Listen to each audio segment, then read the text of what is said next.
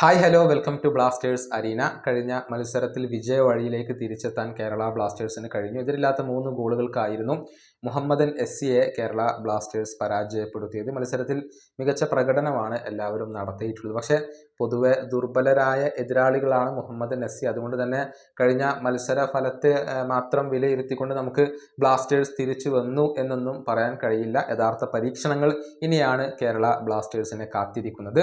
കേരള ബ്ലാസ്റ്റേഴ്സിൻ്റെ താൽക്കാലിക പരിശീലകനായ തോമസ് ടോർസിന് ഇപ്പോൾ വലിയ രൂപത്തിലുള്ള പ്രശംസകളൊക്കെ ലഭിക്കുന്നുണ്ട്. കേരള ബ്ലാസ്റ്റേഴ്സിനെ നന്നായി അറിയുന്ന ഒരു വ്യക്തിയാണ് അദ്ദേഹം.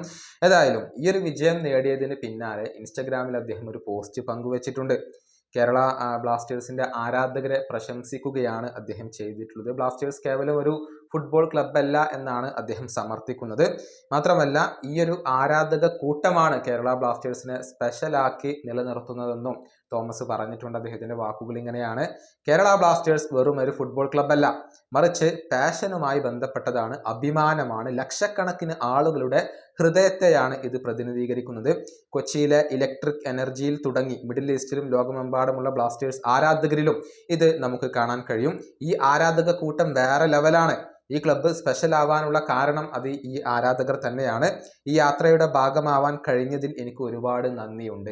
ഇതാണ് തോമസ് ടോർസ് പറഞ്ഞിട്ടുള്ളത്. നമുക്കറിയാം, കഴിഞ്ഞ 4 വർഷത്തോളമായി കേരള ബ്ലാസ്റ്റേഴ്സിനോടൊപ്പമുള്ള വ്യക്തിയാണ് തോമസ്. റിസർവ് ടീമിനോടൊപ്പം ആയിരുന്നു അദ്ദേഹം ഉണ്ടായിരുന്നത്.